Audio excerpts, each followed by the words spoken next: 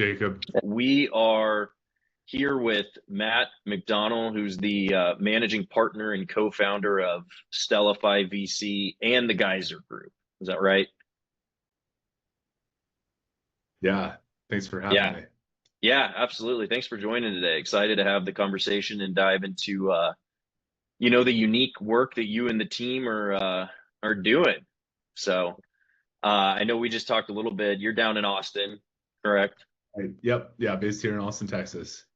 Love it. Nice. I know some of those Saturdays are becoming a little bit crazier down there, especially now that Texas is getting into a little SEC play. They'll play my boys at the Red River here soon, which I'm pretty excited about. But that's not for Yeah. a couple weeks. So I am curious, for those who may not know you, what's your personal journey been like from law school and teaching to real estate development and now into venture with Stellify and the Geyser Group?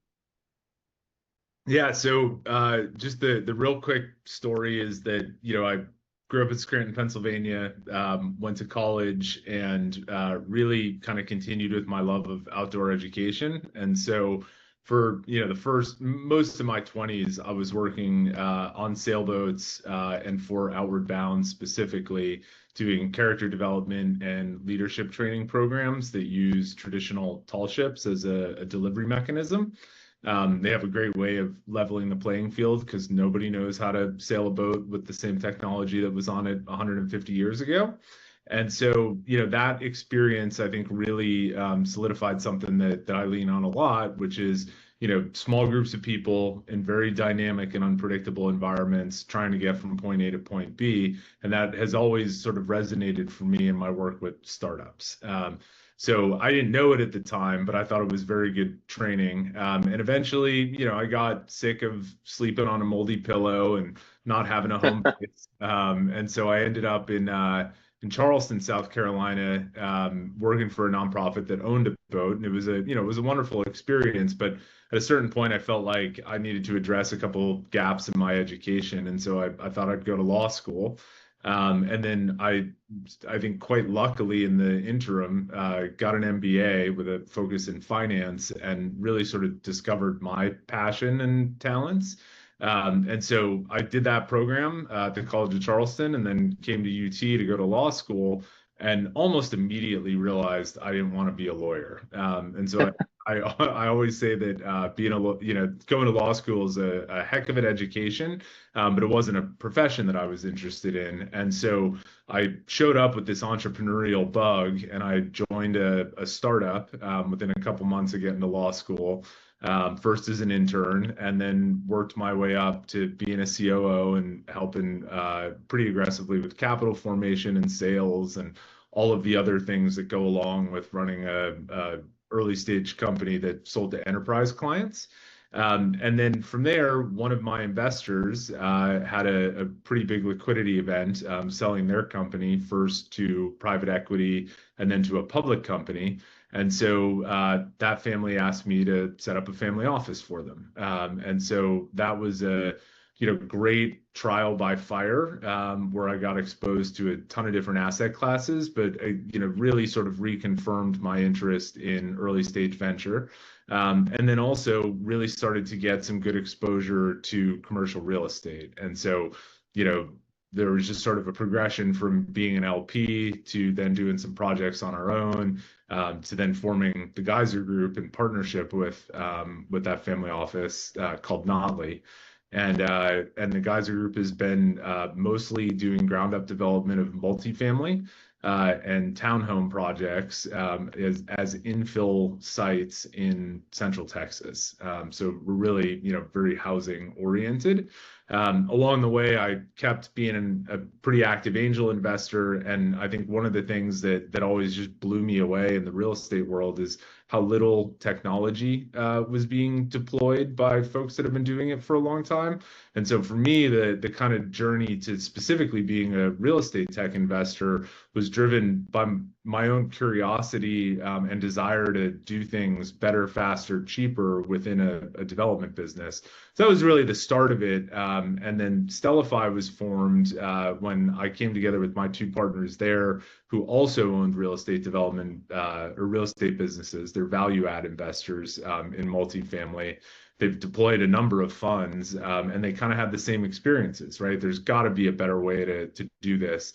And so we started angel investing together probably about 10 years ago, and it's just sort of been a natural evolution into working together on this early stage venture firm where, we feel like we have a good way to differentiate ourselves because we really do understand the industry, we understand the customers, and I think because of that can be not just better investors, right? Picking companies that have the best opportunity to sell to those owners and operators, but I think also we can be helpful to those businesses by sort of short circuiting that learning experience that I think all PropTech founders have to go through selling to that type of customer.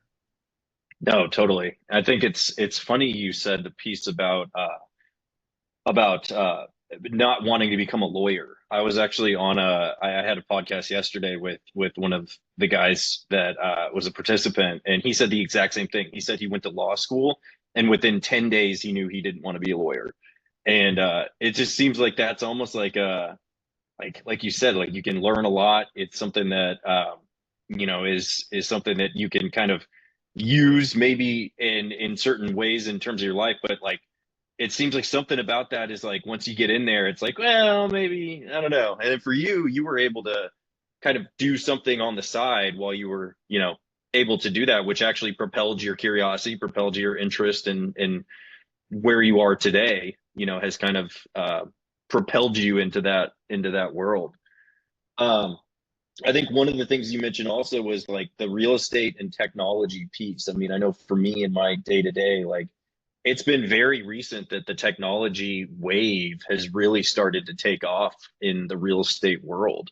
And there's still a lot of people that are lagging behind. And so, if you can get in there early and often and be able to, use what you feel like is going to be, ways to promote technology and back companies that are promoting and using technology, it's like you're going to be ahead of the curve in that industry.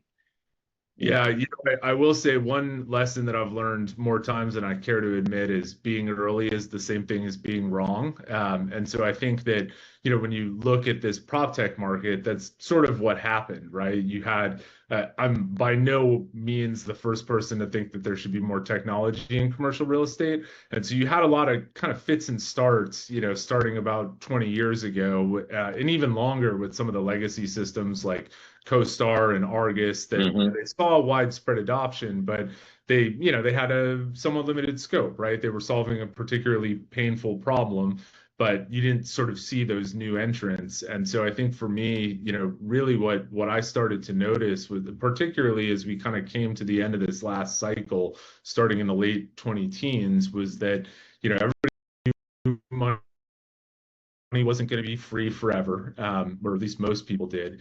And when the real estate markets really slowed down, you sort of were faced with this option of, well, I can't do new projects, so I've become an asset manager, more or less. And I also have a lot of overhead. And so what you saw were a lot of these firms, waiting for natural attrition or making layoffs, but really asking themselves, well, if we really want to be competitive in the next part of the cycle, what do we need to do, right? What do we need to get better at? And, I think a lot of people learned really painful lessons about having too big of a team, right? So that when the market turns, you have to make a lot of painful decisions. And so I think you sort of ended up with this very interesting, a number of different catalysts for adoption of technology, all converging at the same time. But I think maybe most importantly, at a time where you had an opportunity to think about it. Between 2010 and 2020, let's say, everybody was just blowing and going and buying deals, and rising tides raised all boats, right? And I think when the tide went out, some people found out that they weren't wearing a bathing suit and wanted to address some of the shortcomings in either their acquisition process or asset management or what have you, but again, they had the time to do it. And so we've really been a beneficiary of that with a first fund that was a 2022 vintage, and we saw that too in some of the angel investments that we made, sort of across the board. Yeah, no, totally. I mean, I think I think to your point, it's like it did all kind of converge at once, but it was for different reasons in terms of the technology boom. It's like some people were, if you were ahead of it, other people weren't as quick to pick it up, and so you were kind of lagging behind. But also in the same time, people realized that they are almost backed into a corner of having to do it at some point. So then you have the people who were lagging behind finally catching up, and it's just kind of just in this combustion of, now if you're not doing it, you're doing something wrong kind of thing. Yeah, that's right. Yeah, And so it's been products, interesting. oh, sorry. The products got Yeah. better too, right? I think you had more products to solve more challenges. And I think that was, it wasn't just, hey, there's, 24 products out there, right, that are going to make everybody's life easier. It was, well, actually, we really have to pay attention to this because now there's thousands of them with 10 or 20 of them solving, each of these problems that we face in our business. And so you kind of had to become a buyer of technology vendors, right, in a way that you hadn't before. And I think that just spurred a lot more thinking about, how people could continue to deploy technology and, maybe in ways that they weren't thinking about ahead of time. Yeah, absolutely. I mean, I always like, I always find it interesting of like, people have to adapt to things that maybe the whole if it ain't broke, don't fix it mentality for a lot of people. I know in the real estate world has just been there forever. And eventually it is broke and you do have to fix it. And so you have to adapt to the times, or, you're going to have competitors and then it's kind of like, well, where does that leave us in the scheme of things? So, and that's not even just this industry. I just feel like the real estate industry has just been slow to adapt technology more so than, maybe some other ones, at least in my experience. I'm curious. I know you had mentioned, sort of the Stellify umbrella, or like the different branches that have kind of branched off in terms of two companies that you've been vocal about are ResiDesk and Lenny. Is that how you pronounce those? Yeah, that's right. So for listeners that are unfamiliar, I mean, what problems are they solving in the multifamily world? Yeah, so it's a good question. So I think starting with ResiDesk, their founding story is interesting because you have, commercial real estate's the world's largest asset class, but much, much bigger than public equities even. And so what dawned on those founders was, hey, there's no consumer data set about this giant chunk of consumers that we call renters, right? So nobody knows what they want. Nobody knows what their complaints are, right? Unless it somehow gets back to a property manager. And so the idea was, well, we'll be able to develop insights from this customer data set. And the realization early on in that business was the data set doesn't exist. So we need to build a product or a technology that allows those users to communicate their concerns, their needs, so on and so forth. And so what they built initially is a tenant communication platform that occurs through SMS, that's AI driven, but with a human in the loop.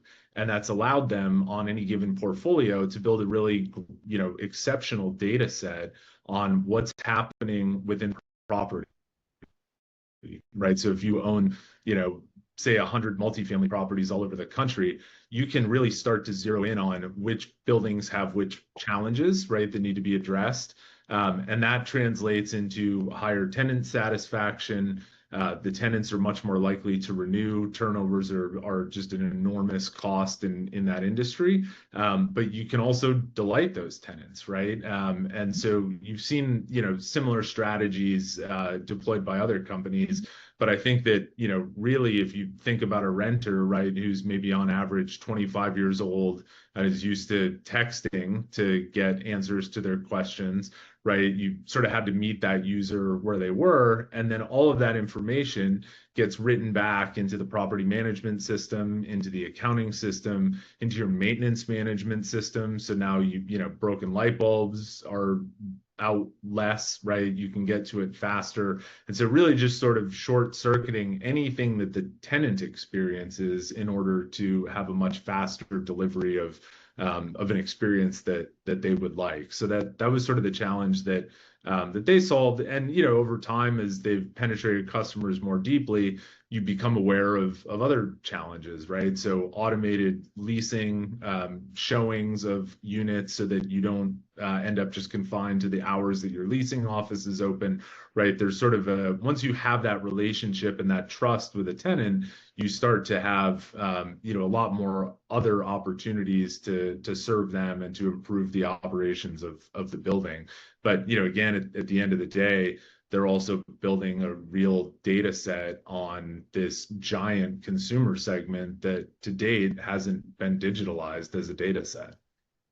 Yeah, absolutely. I mean, and I can single-handedly attest to, most renters these days, they don't want to have to talk to anybody.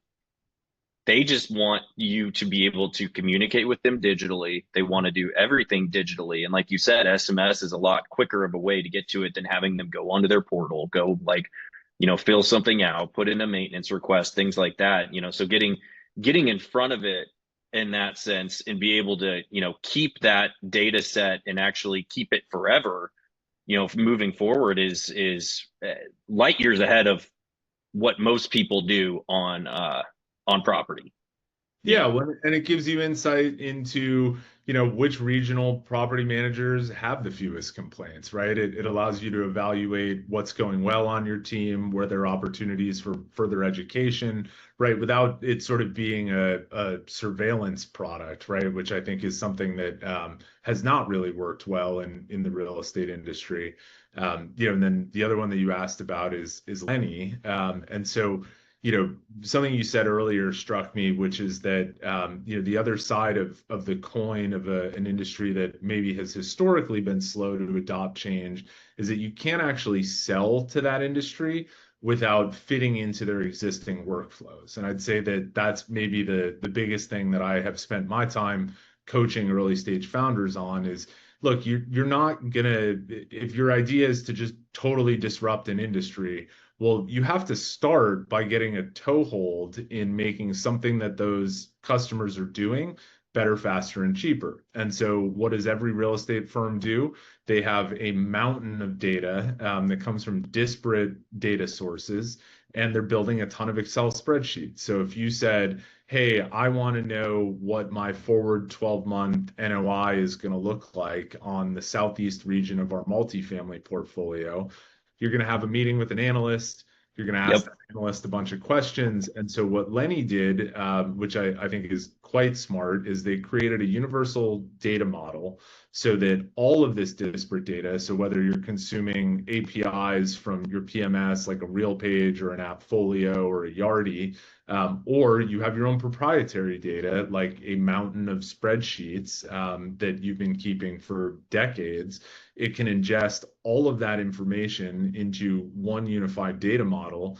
And then with an agent, you can query it and get all sorts of information that would have formerly taken you hours and hours and hours. And again, having more headcount, right? And so I think that was really the problem. And that dovetails nicely with what we were talking about when the real estate market slowed down, right? Nobody wants to have bloated payrolls, right?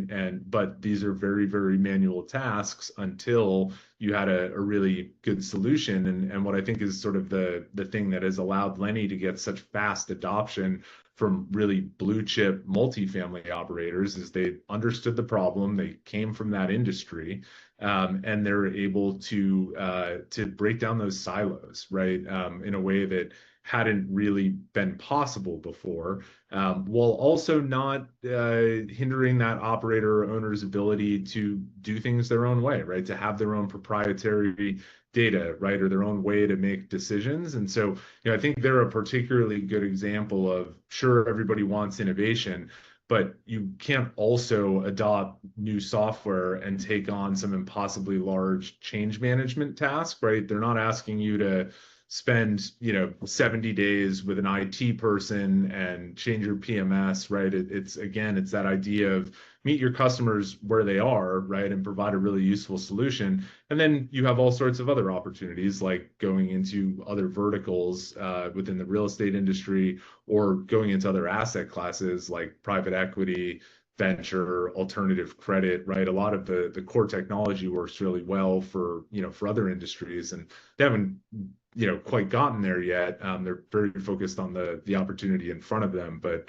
I think the strategy is one that other companies should consider emulating. Totally. Yeah. I mean, I feel like they're going to do very well. I don't know how long these have both been around. I know I was talking about the other day that I had heard of ResiDesk, but I had not heard of Lenny. And I don't know if is that something that's gotten, been around for a few years now, or is that relatively new? Yeah, so Lenny's about 24 months in. Okay.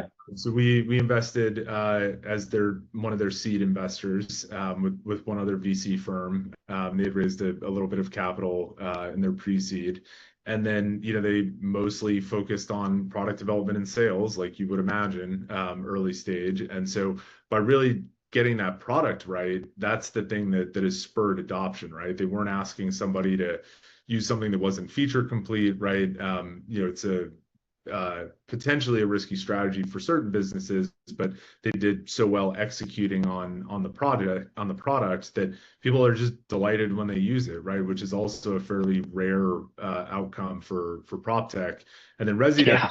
has been around a little bit longer, but Yeah. pretty similar story, right? That's a fairly robust product that you've got to build and have it work flawlessly, and communicate with the rest of the technology ecosystem or tech stack that an owner and operator has. And so, again, sort of a heavy upfront development lift. That team had two technical co-founders, which was, I think, necessary for their progress. But yeah, I mean, you're seeing this adoption in both of those businesses to, hundreds and hundreds of thousands of multifamily units over just a couple short years. And again, I think it's that the product solves a real problem without, a huge hassle of an integration or needing an organization to go through a change management process.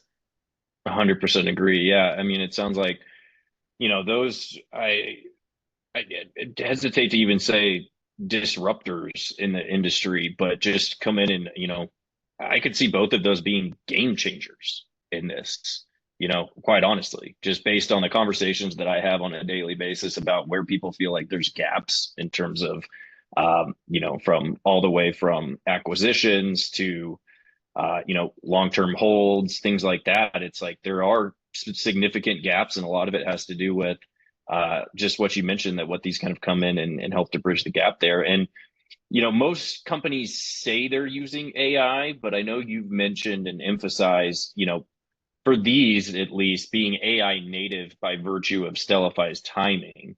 Yeah. What would you say are the real advantages of being AI native versus layering it in later?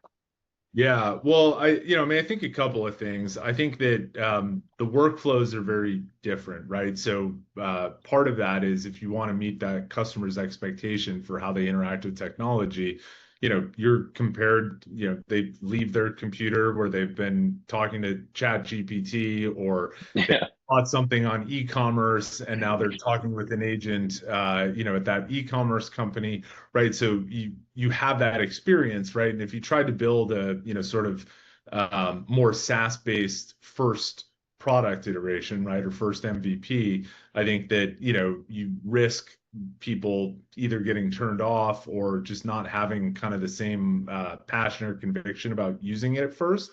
And I think the other thing that's happened, which is gets discounted a lot, are these RAG models, right? So while both of those companies employ really, really deep technology and it's proprietary, that you also have the ability as a prop tech company to, if you have a database that can be queried, right? There's a lot of modules that you can pull off the shelf that sort of give the feel of a truly AI native product, right? Without, asking customers to to have that clunky experience, or without having to overinvest in development until you've found product market fit, right? So those couple companies that we've been talking about, I think they had such a clear understanding of the product they were trying to solve that they had the confidence and the conviction to go develop, full functionality products.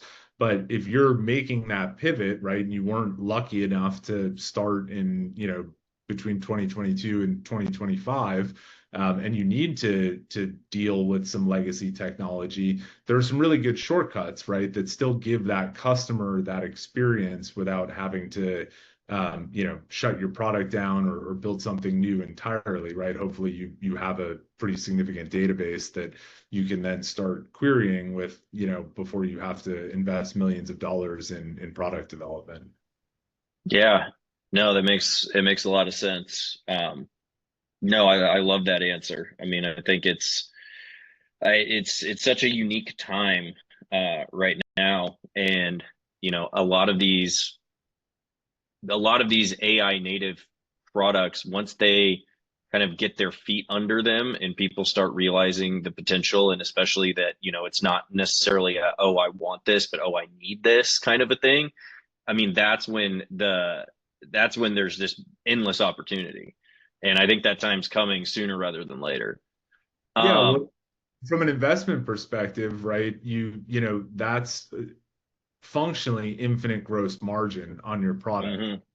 mhm. So every new customer, and that's really where I think the VC community has been, is that your growth can be a lot faster. You're seeing margin compression in SaaS, right, and other products like that. And you also have the ability to do, effectively mass customization with your existing product, depending on the user's needs or queries that they're sending you. And so, I think that's really, I think from a funding environment, if you don't have a business that has that kind of a margin and that kind of ability to scale very, very quickly, then you're way less likely to be able to attract investment. And so, if you do have one of those legacy products, I think we're also seeing very good companies out in the market that have been around for 7 to 10 years, but have retooled their products to be able to take advantage. Not of, this is not some passing trend, right? This is the new world order, and a moment in human history that's sort of unlike any other efficiency gain that I can think of. And so I think that's really kind of, from a capital markets perspective, what the capital markets are demanding, right, is take advantage of this as opposed to, getting left behind. Totally. Yeah. I mean, it's almost like the internet age. When the Y2K happened and, everything became internet based, it was you either are, this is here to stay for one. This isn't something that's going away. And I think that's all, this may even be as big or bigger than that, where you look back in 5 years, and if companies aren't either, mostly AI driven in the product that they're selling, or at least incorporating a bunch of, AI types of systems and processes in their own day to day, they're going to be they're not going to survive, because they're just going to be passed by, by all these companies that are, even the ones that, like you said, I mean, 6, 7 years ago, they saw a vision, they saw maybe a market gap or a product need, but now they're having to retool their product suite, and they realize that if they don't do that, they're probably not going to survive. And I think that's where things are heading pretty quickly. Yeah, um well, at the end of the day, it's a productivity issue, right? I mean, that's really the value of AI. When you look at real productivity in, say, North America, and you look at all of the different industries, construction and real estate haven't seen the productivity gains that you've seen in all of the other industries. yep. And AI is really the thing that is going to unlock it for, of course, for all of the industries. But it's an analogy I like, with these AI native products, is if you look at what happened in Africa with telecommunications, right? That continent, by and large, skipped right over landlines and went straight to a mobile infrastructure. And I think you're Hmm. very similar in the construction and real estate space, where we're skipping over a lot of the SaaS growing pains of the last 30 or 40 years and jumping right into a new paradigm that that I think is going to bode really well for future productivity. Yeah, 100% agree. Um, so as someone that's running your own, development business alongside VC, I mean, what have been your biggest operational lessons in keeping both sides flowing smoothly, you would say? Yeah, that's a good question. Well, I think that we talk about this a lot, right? Because all of the partners at Stellify run real estate businesses, and I think that while it's challenging for sure, and time consuming, I think it does a couple of things, right? One is it really is a forcing function for you to eat your own dog food, so to speak, right? In terms of the technology that you're investing in, because you're looking for these productivity gains. And then from a sales perspective, right, you are very much more acquainted with the visceral pains, right? Like if I wasn't actively engaged in investing in and developing real estate, I'd be relying on my understanding of the market from some number of years ago. And I think that maintaining that kind of current edge in both of those industries, while it's been a real challenge, I think the lesson has been that it's been very effective. And I've personally come to the conclusion that I don't think I could be as good of a real estate developer or as good of a PropTech investor without doing both simultaneously. And Yeah. there are a lot of efficiencies, right, that you gain from it. And then I think the other operational lesson that I've gotten is that those capital markets are very, very different, but there is some overlap, right? So as you're helping companies raise subsequent rounds of financing and speaking to those investors, right, there's some overlap between what's going on there and what's happening in the real estate markets. And so as a capital markets person at my core, right? I think that's sort of the core thing that both of those industries are engaged in.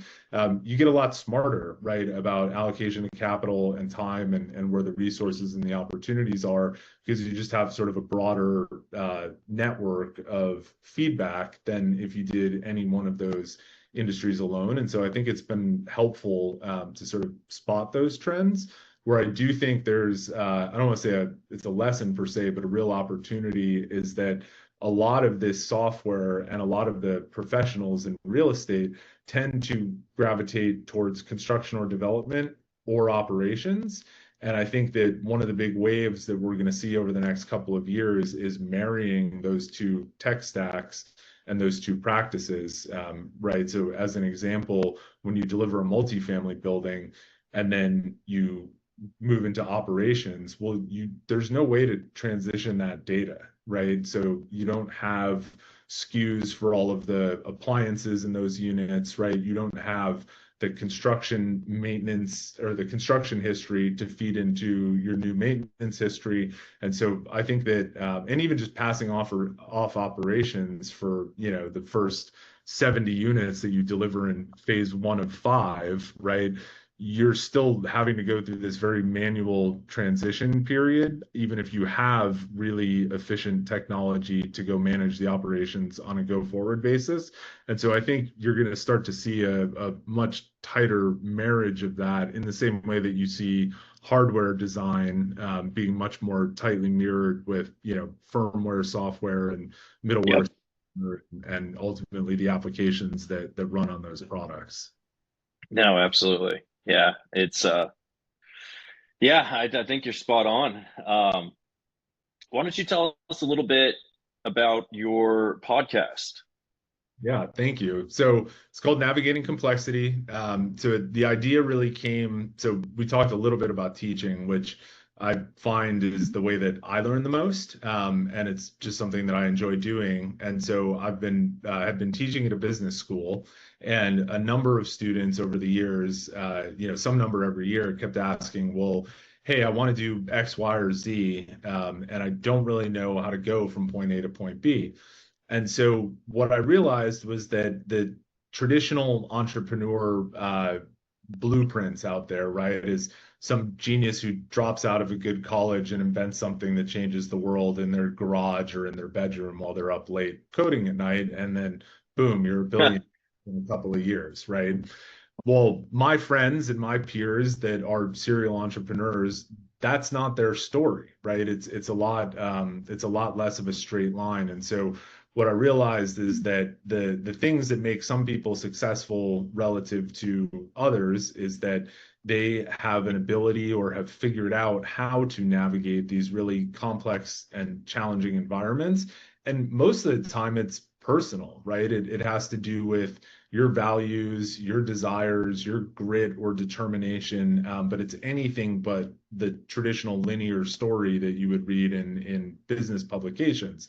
And so after stumbling through a bunch of bad answers to these students for a long time, I basically thought, well, why don't I just go interview, a bunch of people that have had these experiences and really get into the nitty gritty of how and why they made the decisions that in hindsight really change the trajectory of their lives or their careers or their families. And so those are the stories that we're trying to capture. And obviously I lean a little bit more into the industries that I know well, but at least the first season that's now out covers a range of professions, from architecture to owning your own hair salon to launching an experiential education and entrepreneurship oriented elementary school, and everything in between.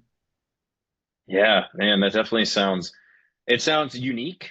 For one, I think that there's great opportunity there just for kind of a unique perspective on all of these things. And I would definitely love to listen. Where can we find the podcast? You can find it anywhere that you listen to your podcasts. So we syndicate it, but Spotify, iTunes, Stitcher, syndicated across all platforms. Yeah, and it's navigating complexity for our listeners here. Well, awesome, Matt. Really appreciate you joining us here. Again, it's stellifyvc.com. Is that right? That's right. The website. Yep. Go check him out. Definitely go listen to his podcast, and we really appreciate your time today. Yeah, thanks so much for having me. Love what you're doing here, and yeah, anytime I can help, let me know. Absolutely.